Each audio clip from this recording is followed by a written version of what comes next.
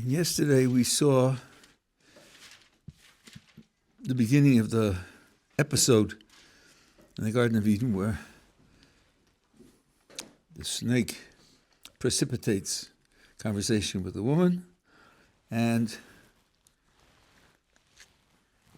the Torah records her perception that led her to eat from the tree of knowledge. As I told you, Maimonides and Moshe Chaim Sato both say that this perception, word for word, was shared by Adam. It was also his thought and his feeling and his desire. And that's what led them to violate the command that God gave them. Now,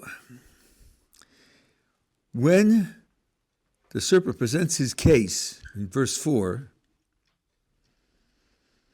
he says, you will not surely die. You told me that the penalty for eating from the tree is going to be death. No, well, it's not true. 4, God knows that on the day that you eat of it, your eyes will be opened, and you will be like God, knowing good and evil, good and bad. Now, if you take this sentence by itself, out of context, it sounds like the proposition he's offering is, well, you're just human beings, you know. What kind of greatness is that? There's something you could do to make yourselves God-like. How like? Well, somewhat God-like anyway, by knowing good and evil. And God doesn't want you to be like that. He doesn't want you to be God-like. So that's why he prohibited you from eating from the tree. Really? I'm sorry? They're made in his image. They already... Yeah, how about that? If you go back to page 9, where it's the first description of the creation of man, it says, top of the page, let us make God in our, and I told you that the Hebrew word is not a visual word, so image isn't quite right, but sharing some essential quality, and after our likeness, being similar. So man was originally made like God, sharing some important features anyway with God. So it isn't as if he was co-signed to the rubbish heap of extra smart chimpanzee, and now the snake says, oh, I can graduate you up a great step. I can bring you to another realm, a godlike realm. No, he was already godlike. So what kind of attraction could there be? Well, here's a feature of godlikeness which God didn't give you, but obviously he's not keeping his uniqueness only to himself. If he already gave them a tselem of himself and gave them a likeness to himself, it's not as he wants to keep them out of his realm. You know, your inferiors stay in the garden, well, whereas I live in the house. That's not the script. Couldn't you maybe figure out that if he made us like himself in various features, and even if the knowledge of good and evil is another feature to be like him, he had a good reason for not wanting us to share this feature of him? Is it plausible that he's protecting his honor and protecting his glory and protecting his uniqueness by denying you this? It's not really a plausible explanation. That's one of the weaknesses in the argument of the snake, and the fact that they didn't use it, I don't know if they thought of it or not, and rejected it, or it didn't occur to them, means that the verse that describes the perception was what they were focused on. Good to eat, delight to the eyes, as we pointed out yesterday, and the ability to acquire wisdom, which is what the snake promised, comes third. So that's not really what's pushing them. Even with the promise that you'll become godlike, it's 3 out of 3. This, I think, is very strong support for the Rambam's explanation that the first failure, the first thought that detached them from the appropriate orientation was focusing on physical desire. And then that led them down the whole sequence of disaster. Yeah. So, I thought that the reason that they come to know good and bad is because they are disconnected from the godliness. And so, does God know good and bad because He has the whole picture? So there is no bad in. I feel. I thought that there is no bad to angels and to Hashem because they all see the bigger picture, and it's not bad in that context. So when they're saying like eat the fruit to be like God, to know good and bad, isn't that becoming less? Okay, so I mean, your words sort of wobbled on two sides of a line. The snake said, "You'll be like God, knowing good and bad." The truth is, coming to know good and bad in the way that they're going to come and know good and bad makes them less godlike. But of course, they weren't motivated by that. The question was, what was the snake selling, and what did they buy into? Right. So my first point is, whatever relationship they had to what the snake said, in terms of their agenda from eating of the tree, it was number 3 out of 3. The first was it's good to eat, and the second was the delight to the eyes, and let's see, there's a third one. Right. We'll become wise. That was definitely the end of the list. So that if you talk about what their motivation was, the motivation was not that they were sucked into the thought system of the snake and said, yeah, we really could become like God. And it's not good not to be good like God. So even though he said, no, let's be like God, that's not their thought system, because then it would have been number 1 on the list, not number 3 on the list. That's not really what's pushing them. Okay? Now, we're not talking now about it's bad to know what evil is. Indeed, someone who knows what evil is and therefore turns away from it or works to eliminate it, that makes him even better than he was before. So knowing what evil is doesn't make you evil. It doesn't mean you participate in evil or you share something with the evil. Right? It's like saying, how can a doctor know what disease is? Isn't he all about health? Yeah, he's all about health by conquering disease. That's how he does it, right? So it's not a problem if God were to know good and bad. There's a lot more hidden here, but it wouldn't be a problem for God's goodness, for God's perfection, for him to know good and bad. The question would be, what would he be motivated to do? Okay, so that's not going to be a difficulty.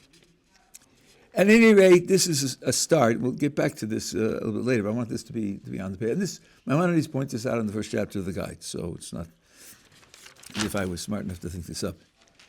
And then, as I pointed out yesterday,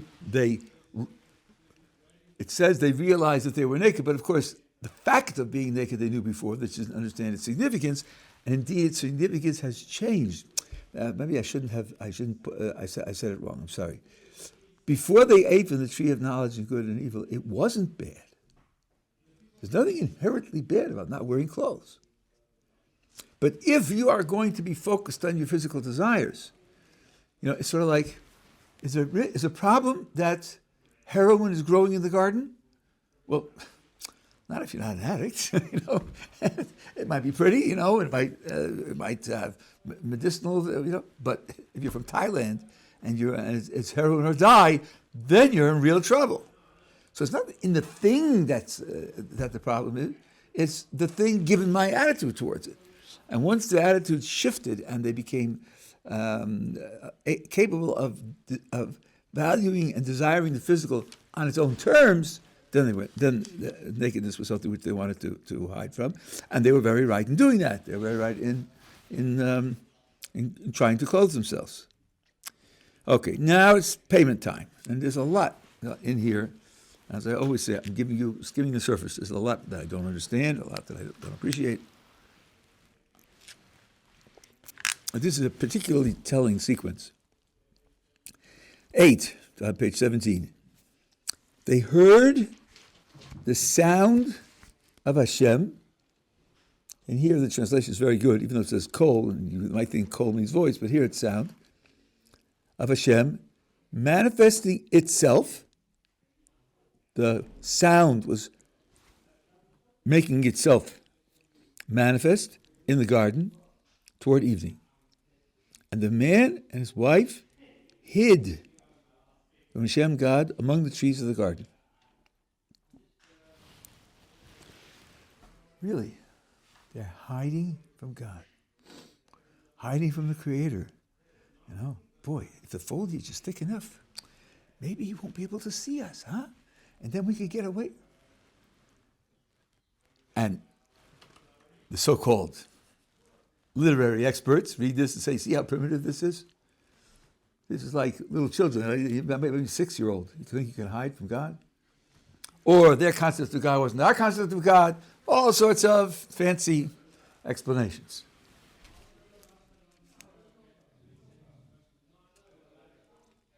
Well, let's try again and see what it says.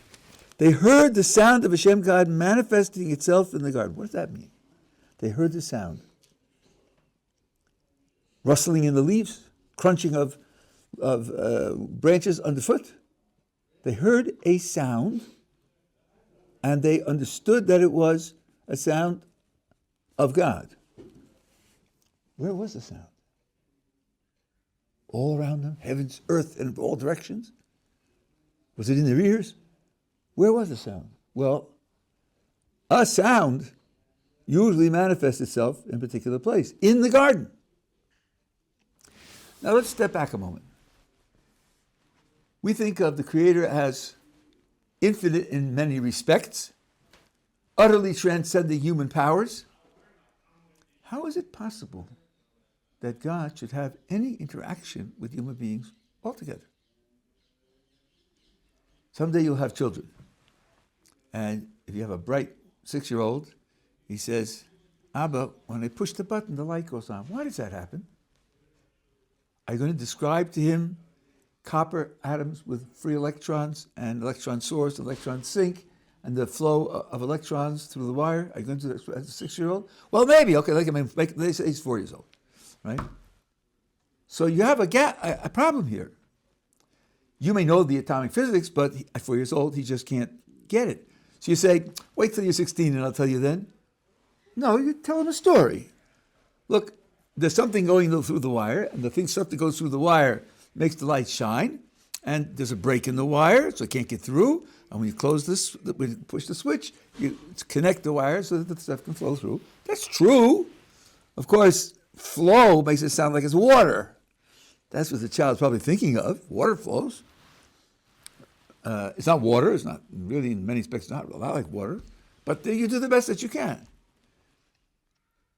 So you have this problem with children all the time. They ask questions, and you know the answer, but you know they're not capable of getting it. So you do what in electronics is a step down. You know, instead of 220, you give them 110. You pull down the voltage, and you give them a lower version of it. That means you're not sharing all of what you know with them. You're sharing a piece of what you know. Okay, now when you talk about the infinite Creator sharing with a finite creature, the same thing has to happen, though infinitely multiplied, that he has to withhold a great deal of himself in order to interact with this creature who is minuscule in capacities, intellectual, moral, behavioral capacities to the Creator. So every interaction involves what's in our literature is called a tzimtzum, a sort of, contraction is not the right word, a blocking of some of what he is from what we receive. How much gets blocked? Well, different amounts get blocked in different circumstances. Different circumstances require different aspects of God to be active and others not to be active in communicating with us. Sort of like epigenetics. You know, you have the DNA. Every cell in the body has the same DNA, but there are lots of different types. At last count, there's something like 3,000 different cell types. There's something being compiled now called the Human Cell Atlas. There are about 1,200 scientists all over the world who are working on it simultaneously. And there are thousands of different cell types. How could they be different cell types if they all have the same DNA? Because not all the DNA is functioning all the time. Part of it is masked and doesn't function. That gives rise to vastly different behavior in human cells. So now in each interaction, you have to ask, how is God, so to speak, being held back, and what part of God is interacting with us. And that means this is the program of this interaction. So now they hear a sound of God manifesting itself somewhere in the garden. It's a local manifestation. It's a local manifestation. That means that in this interaction, he's not going to use his omniscience, his omnipresence. He's not going to use the fact that he's creating everything everywhere. He's going to interact with us as coming from a specific location. Okay, if that's the nature of the interaction, then in fact we could hide. Because in this interaction, he's not going to use the fact that he's present where we're hiding. He's not going to use it. It's true, but he's not going to use it. And watch what happens. Watch what happens. God goes along with it. 9, Hashem God called out to the man and said, where are you? He didn't say, dope, I see you, I'm creating you. What's the matter with you? You try to hide from me? No. He says, where are you? Because that's the kind of interaction that it is. This goes on all the time. I'll show you with Cain and Hevel, it happens again. So, he has to volunteer to answer, to identify himself. And he said, I heard the sound of you in the garden, and I was afraid because I'm naked, so I hid. Now, I think the first part of the sentence, I heard the sound in the garden, is the reason for both subsequent parts of the sentence. It's not just, I heard and I was naked, so I hid. I heard and I knew I could hide. And I was embarrassed because I was naked, and that's why I hid. But hearing you manifest yourself in that spot also was the basis of my hiding. Because if I hadn't had that, I wouldn't have hid. So, because Baruch Hu says to him, who told you that you're naked? Have you eaten from the tree from which I command you not to eat? And again, he doesn't say, you don't think I know? What's the matter with you? I create you. I'm giving you your life all the time. I know everything that happens. No. This type of interaction is one in which God is not using that. So, here comes a key. The man said, the woman whom you gave to be with me, she gave me of the tree, and I ate. What is Adam's response here? Her fault. Say again? It was her fault. It's her fault. Blaming it on the woman, right? Okay, now read it again.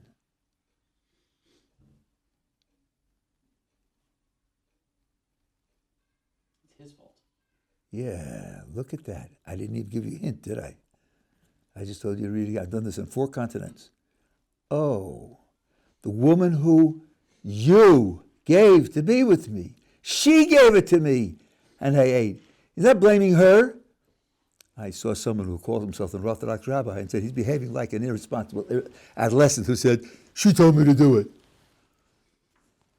Rashi says what I'm saying. But this so-called Orthodox rabbi didn't bother to read Rashi.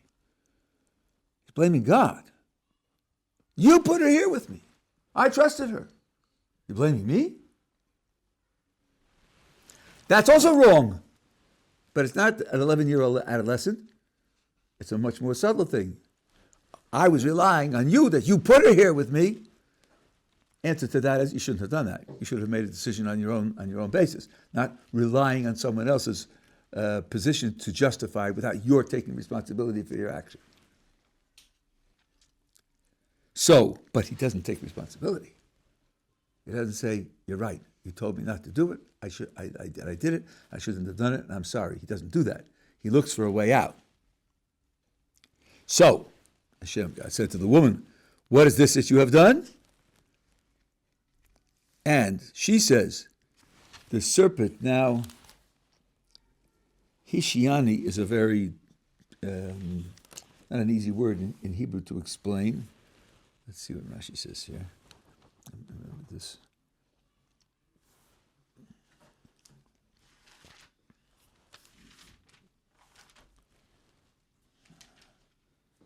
No, there doesn't seem to be any Rashi here. Now, deceived.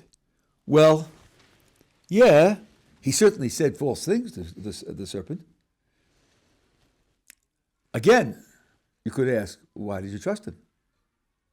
So he said, why didn't you simply reject him?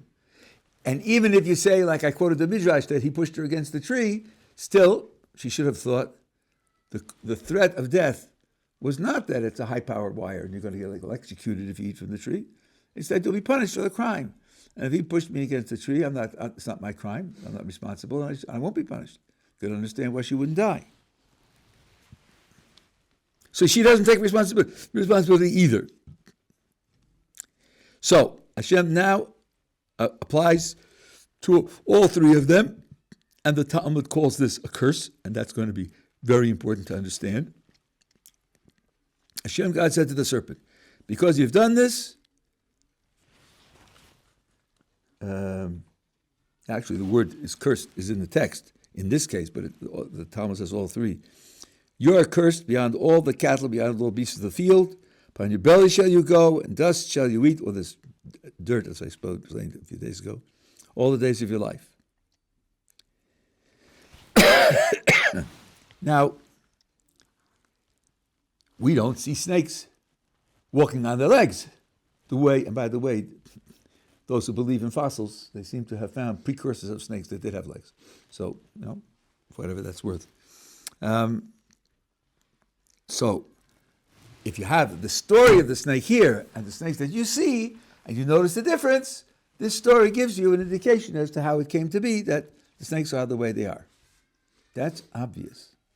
What isn't quite so obvious is what the Ramban points out. Let's see. The snake lost his legs. Lost his legs. Wow. Did he lose anything else? Have you met any talking snakes? Clever, intellectual snakes? Snakes that could lie and deceive? No? I haven't met any cows that do that either.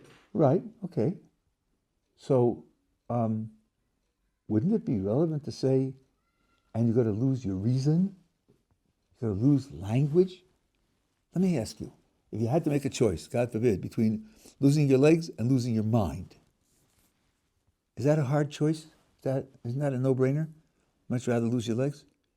Why doesn't the story explain to us how and why and in what way he lost his mind? Says the Ramban, this shows you we're not getting most of the story. Because he clearly did it. You're using the story to explain why the snakes that we see don't have legs, then the story ought to explain why the snakes we see don't have minds. And it doesn't. That means the majority of the story of the actual events are hidden from us. The Torah is not telling us. And he says, and therefore, the story is so short because you're not getting the whole story anyhow. So this is only like the headlines that you need to know, and the rest of it. But this very fact indicates how much we're missing from the actual events that took place. And we're missing it because the Kodesh Baruch Hu didn't want us to have them. And maybe it's tied up in the Kabbalah someplace. That could very well be. Yeah. When Hashem gave over to Moshe the Torah, did he change the language for what was said and done? Like, Who's he now, Hashem or Hashem. Moshe? Hashem. Did Hashem give him language that he wanted written down in the Torah instead of the actual words that were maybe spoken? I don't know why Hashem. What Hashem told Moses to write isn't true? No, like all the language of the back and forth between different, Yeah. Adam and Chava or whatever, and the snake and everything else. Could it have been like paraphrased or, written any differently? That's an interesting question. There is a structure in Hebrew which introduces indirect quotation. I'll tell you the difference. He said, you go to the store, versus he said that you go to the store. When you say he said that, you're not quoting his exact words. There's no quotation marks there. When you say he said you go to the store, it's he said, quotation marks, you go to the store, close quotation marks. That means he spoke those very words. When you say he said that you go to the store, you're not quoting his words. And there is a way to do that in Hebrew. In the Parashat of Tzitzis, you have that at the very beginning. I don't know how many times that occurs, but when you don't have it, especially when you have lemor, then it's a direct quote. So it's not that it isn't paraphrased. There could be paraphrase, but unless it's told that it's paraphrased, then it's considered to be direct quotation. Well, there's this word mazos asis, right? What is this that you've done? Mm-hmm. And I've seen it three times now in the Chumashins, each parsha, in different parshim, Mm-hmm. right? I've seen the form of this word, right? Paro says, I brought this up to you before. Paro says to Avram, mazos asis ali, what is it that you've done to me? Then later, with Abimelech, it's a little different also. It's what have you done to us? Mazos asis, whatever. And then Yaakov says, mazos asis ali. Again, what is this that you've done to me? Yeah. This language, I mean, we don't say that, you know. I mean, I know that we're way, way further down, so maybe it was common at that time to say, what is it that you've done? But this is the words of Hashem. What is this that you've done? You know? Well, I mean, only once is the words of Hashem. The other ones are words of other Everything people. else is somebody Yeah, else. but I think that's the only difference in modern Hebrew would probably be because you say mazeh instead of mazos. The abstract pronoun in the Bible is feminine, not masculine. But it's so short, easy, unambiguous, and clear, and directly related to what's needed. I would just say that it's the most natural way to say it. I mean, it's not as if it's strange. You would have expected 4 different ways of saying it. You have some other way of saying it that's clearer or more direct or shorter, or I don't think so. So it's only 3 words, right? The mazos, and then, who did it. So I don't see any reason to wonder why it's the same thing over and over again. If you had reason to think there would be some for variation, then you would say, look, we would have expected variation for this and this reason, and therefore we have to explain why it's the same. But there's no reason to expect for variation. So I don't hear it as something that needs to be explained. I have another question. Huh? I had heard that it wasn't necessarily like the snake that told Eve, it was the Satan in the form of the snake. A what in the form It of was saying? the Satan. The Satan. yes, okay, because it says the snake. But All the way through, it's the snake. So it isn't that. It really is. I'm not saying that. I'm not saying that. But the idea that the Satan really has legs, and the idea that the Satan really is going to crawl on the ground, the idea that the Satan really going to eat dirt, needs a lot of explanation, right? Yeah. Especially the Satan is an angel. Angels don't eat dirt. They don't eat anything, and they're so. Well, so The whole thing would have to be re-understood. I guess because I was thinking if it's the Satan, then I guess I was splitting it. So it was the Satan who did it, but then the snake gets punished, and that didn't make sense. No. The agent is punished. Right? Doesn't say something here at all. Okay, now so that's one thing. Now there's a subtlety in the next little words. It was verse 15. I will put enmity. Anybody here know what enmity is? Hatred. Nobody speaks that way. To you and the woman, to your offspring and her offspring. He will pound your head, and you will bite his heel.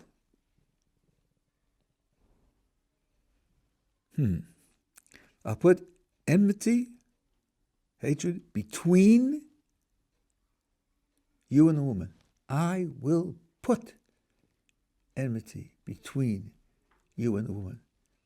That seems to me to say, without a special divine action, there wouldn't have been any enmity.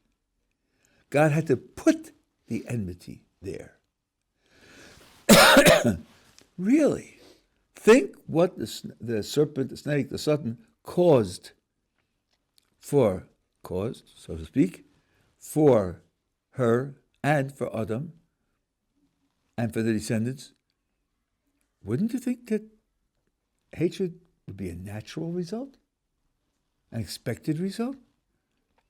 You were involved in causing me to descend from immortality to mortality, chasing me out of the Garden of Eden, making me into a poor, unsuccessful farmer. Golly, I don't think that would win a prize on the popularity contest. No. Only because God puts the hatred there is there hatred there. I can't explain this altogether, but I think it's very worthy of notice that it's only because of a special divine action that you end up with hatred.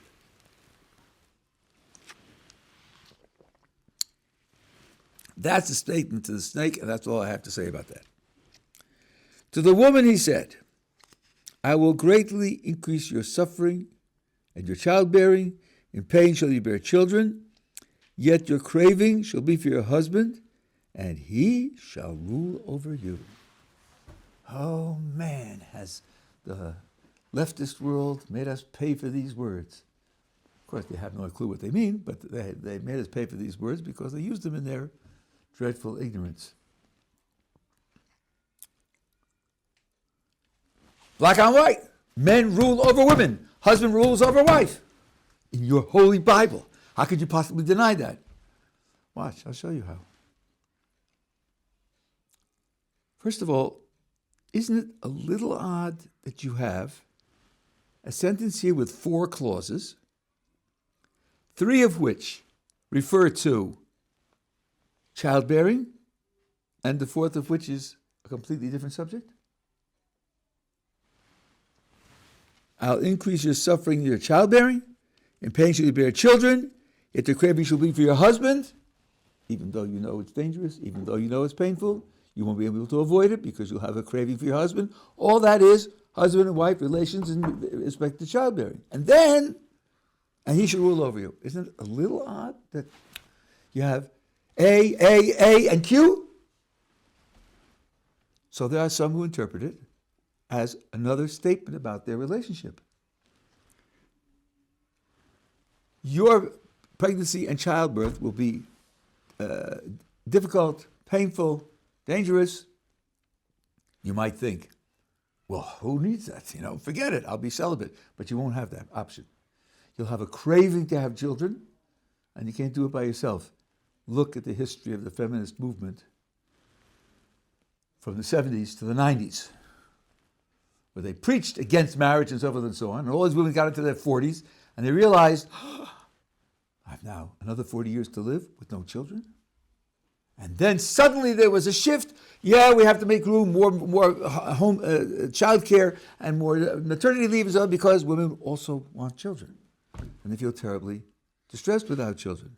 Now, who determines whether she'll have children or not? Can't do it by herself. And the Midrash tells us about a man, actually the Tanakh, a man who had 2 wives. And they had 2 functions. One was very beautiful, and he wanted her for desire and for pleasure. And the other one was for children. And he avoided the first one becoming pregnant. There are ways to do that. Coitus interruptus, or certain types of ways to clean out afterwards, and then she doesn't have children. So he will determine whether your longing for children will be satisfied. And then the last phrase in the sentence is of the same subject as the first 3, which I think in literary terms is certainly a natural way to do it. That's one thing to say. But even more than that, and this I have from Rabbi Meisman, he wrote a book called Jewish Woman and Jewish Law, in which he makes this point. This is a curse.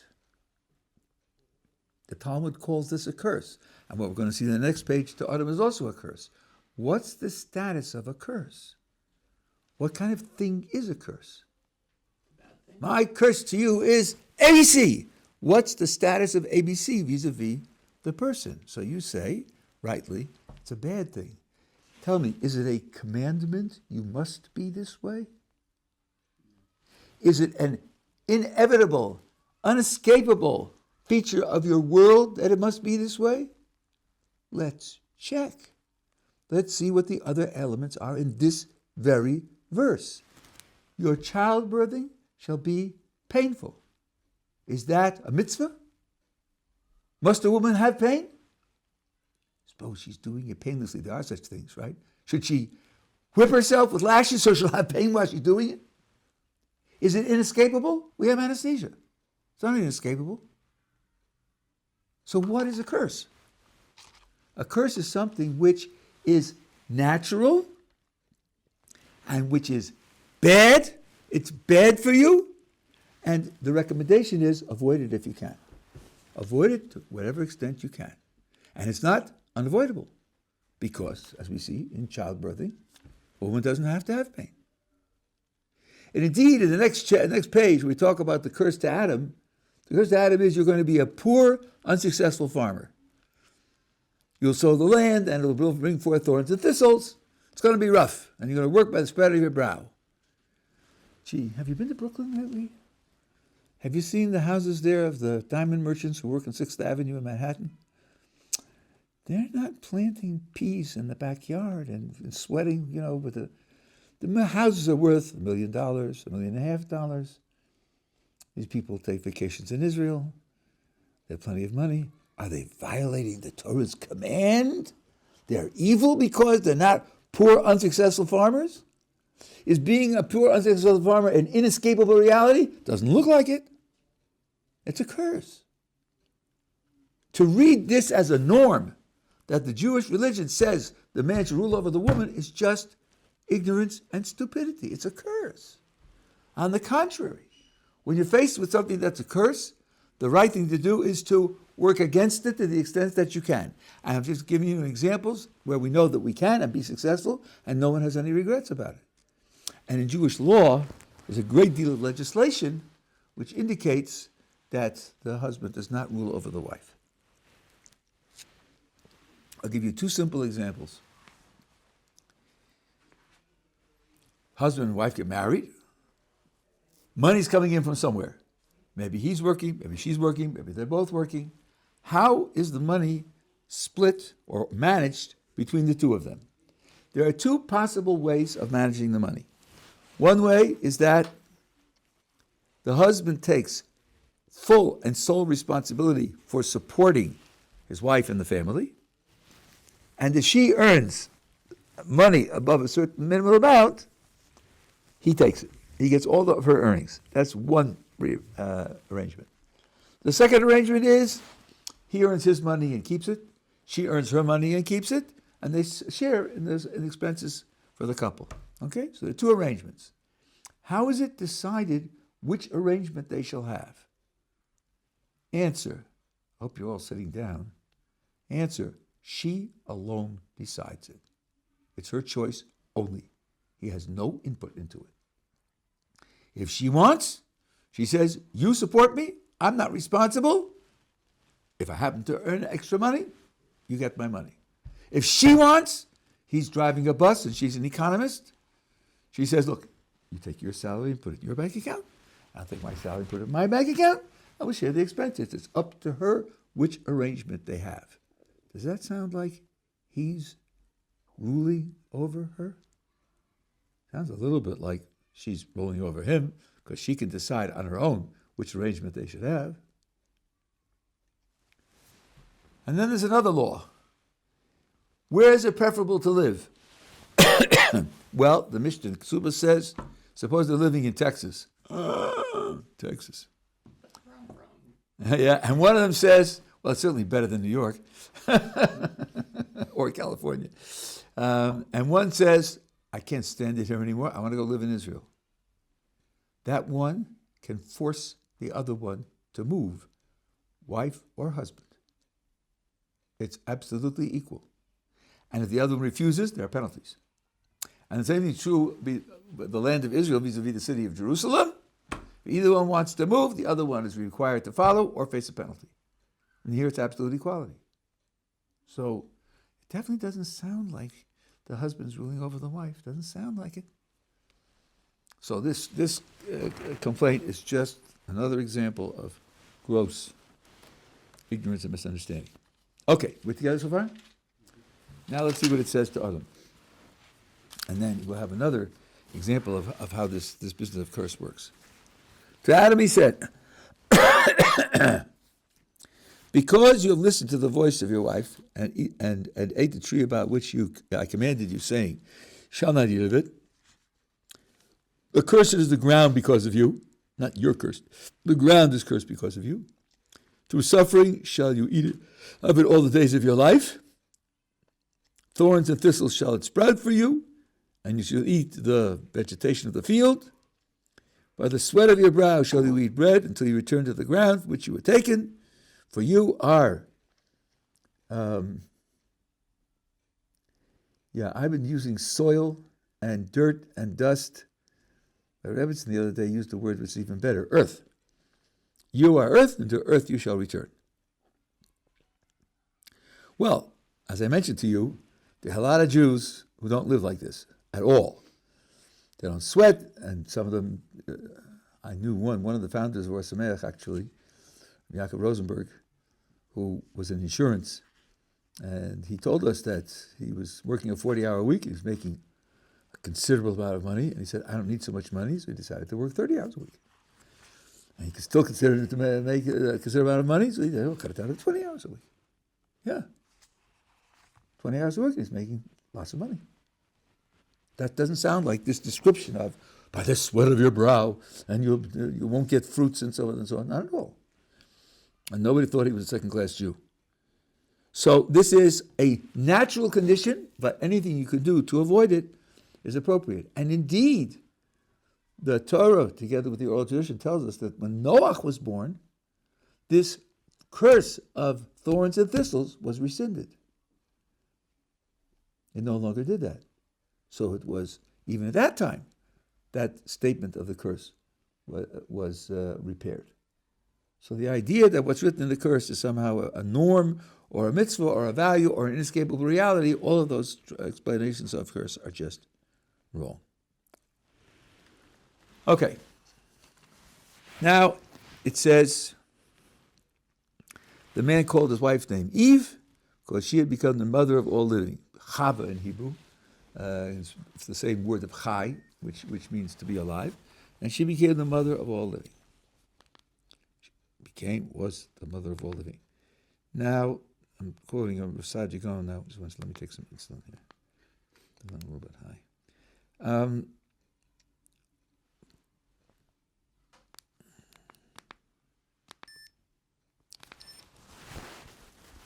When you look at a verse, the Torah expects you to use your intelligence.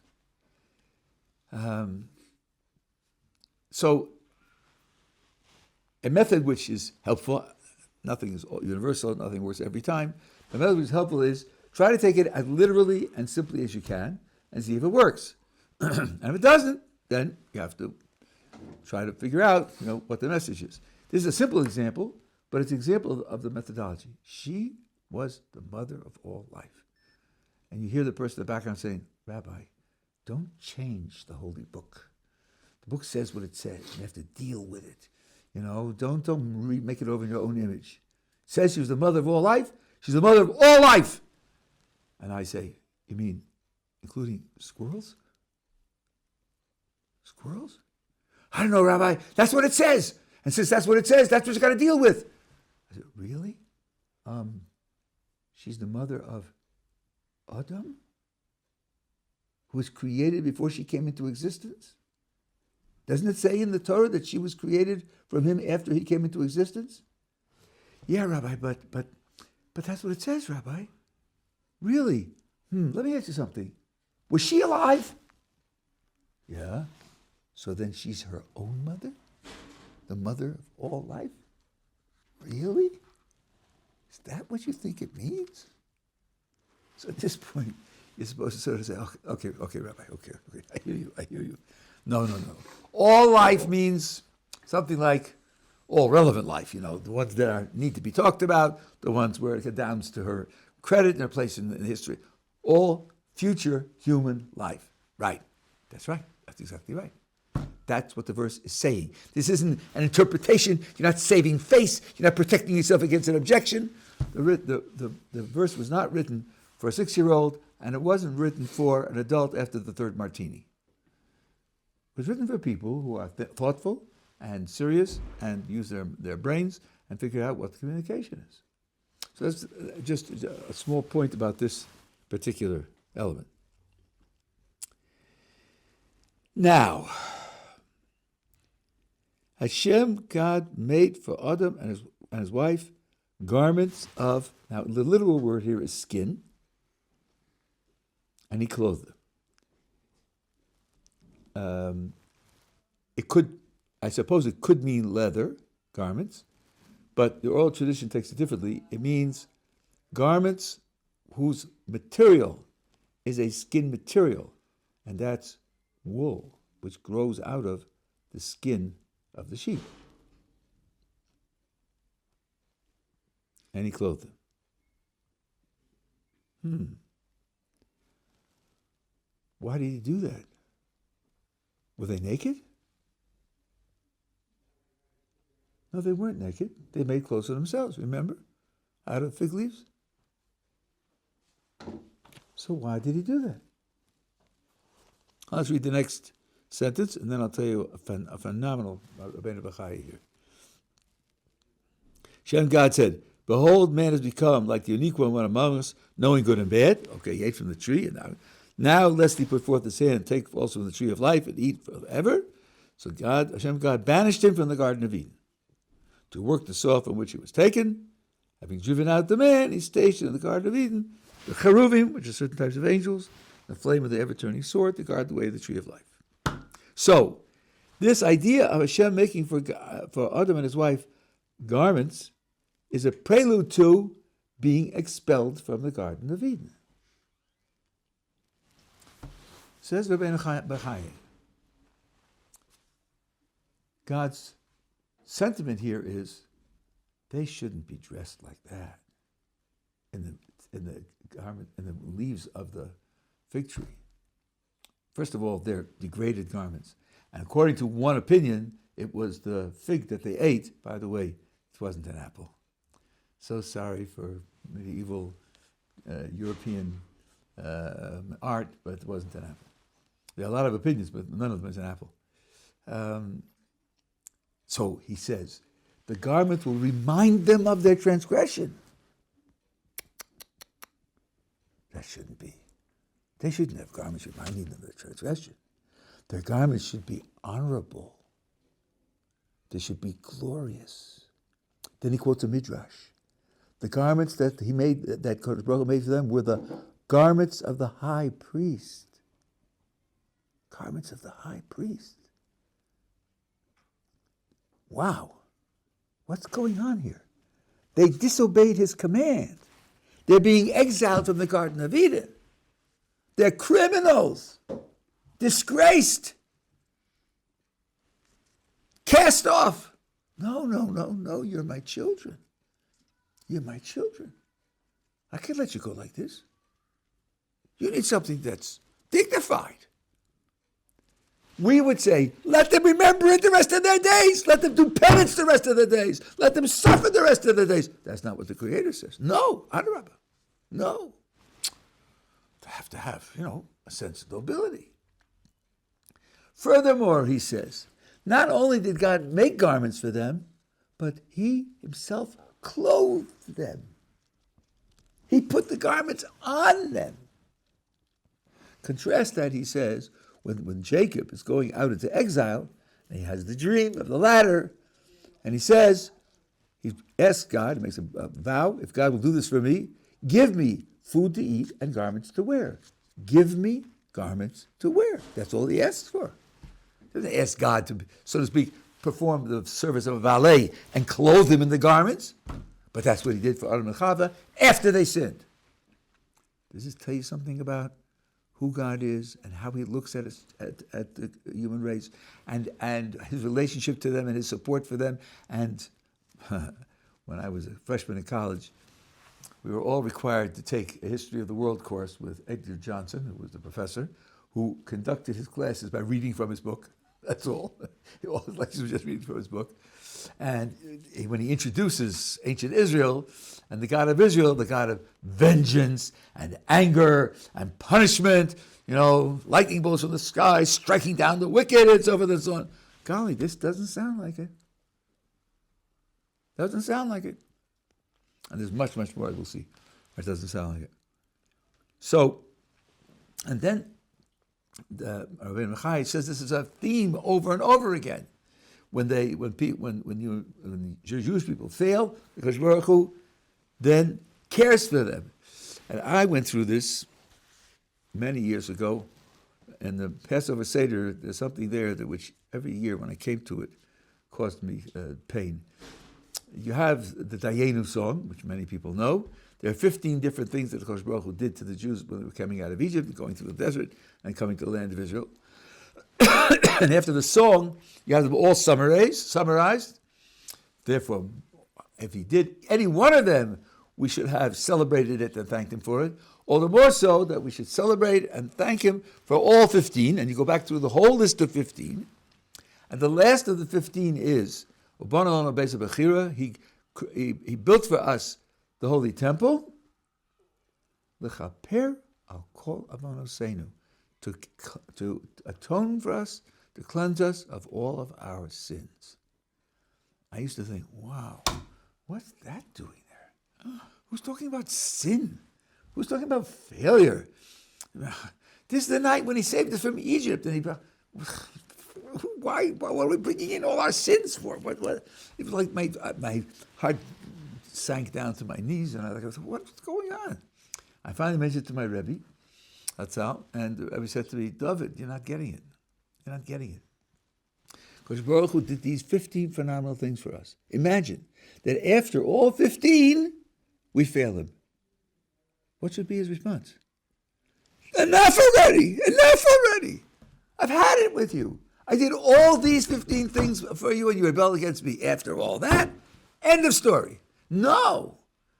Because Baruch Hu's thought is, if you rebel against me after the 15, there's got to be a way to cleanse yourselves. There's got to be a way to climb out and climb back. That's how much he's committed to us. That's how much he loves us.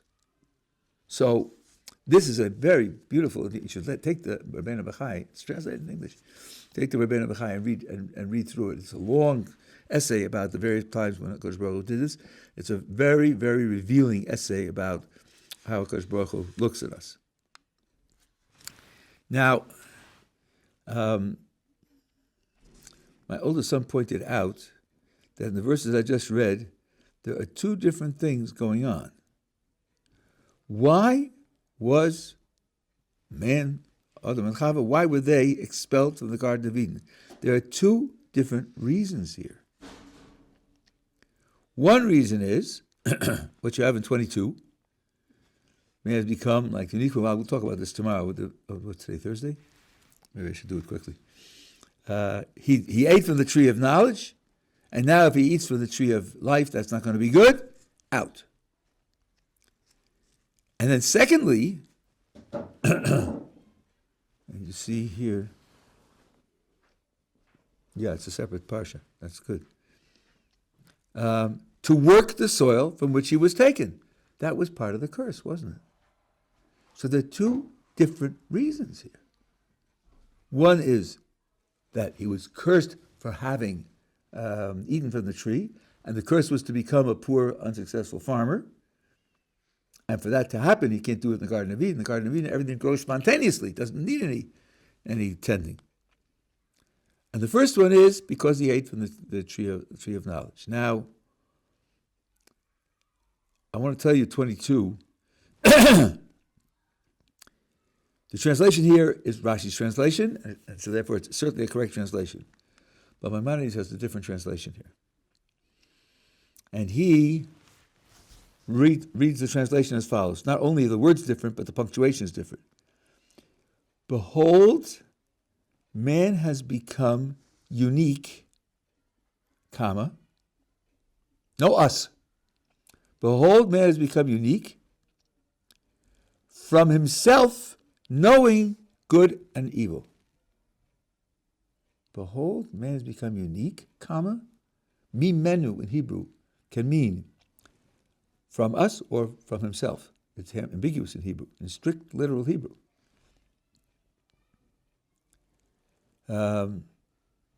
So he said he punctuates it this way, and he explains it as follows: man's knowledge of good and evil is inherent to himself. It's internal. It's part of his very nature. Which means that, whatever that includes, knowledge of good and evil, he doesn't have to be taught it. Not only doesn't have to be taught it, but he knows it without any other authority behind it. If someone says the mind is blank, morals that people talk about are all just relative and conventional and societal and have no value whatsoever, and morals are what God told us to do, according to this, he's making a mistake. He's making a mistake. Because the word Maimonides reads this verse. This verse is telling us, no, from yourself, without being told by God, you can know at least something about good and evil. And indeed, in the guide, he says the following. This is part 3, chapter 17. He says, if a person with his own mind knows there's something right to do and does it, he'll get reward for it, even though no prophet said so. And if a person knows with his own mind that something is wrong and does it, he'll be punished, even though no prophet said so. So it's possible to know some things about what is good and what is evil without being told by a prophet. Now, in certain quarters, people will say, oh, you see, Maimonides was a medieval philosopher influenced by Spanish culture, and he takes the verse this way, he interprets the verse this way, because he wants to fit it into his philosophical scheme. Indeed, these people, the word interpretation is said with a sneer. So that's how you interpret it, huh? Meaning it's totally phony. Nothing in the words justify it. You just made it up to satisfy your preconceptions. But then, as a matter of fact, Onkelos, the Roman convert who lived 900 years before Maimonides, 1,000 years before Maimonides, takes it exactly the same way. He wasn't a Spanish philosopher. Indeed, he wasn't really a philosopher at all, except insofar as thinkers have philosophical ideas, and he interprets it exactly the same way. So no, it isn't the influence of Spanish philosophy on Maimonides or his philosophical commitments that takes him to read it this way. Again, I'm not saying it's the only way to read it, but Maimonides and many other of the medievals say exactly the same thing, that it is possible with your own intellect to know that some things are good and some things are bad, and that knowing that doesn't require authoritative backup from a divine revelation. In this respect, comparisons made by certain philosophers, for whom I have a lot of respect, between, let's say, morality and mathematics.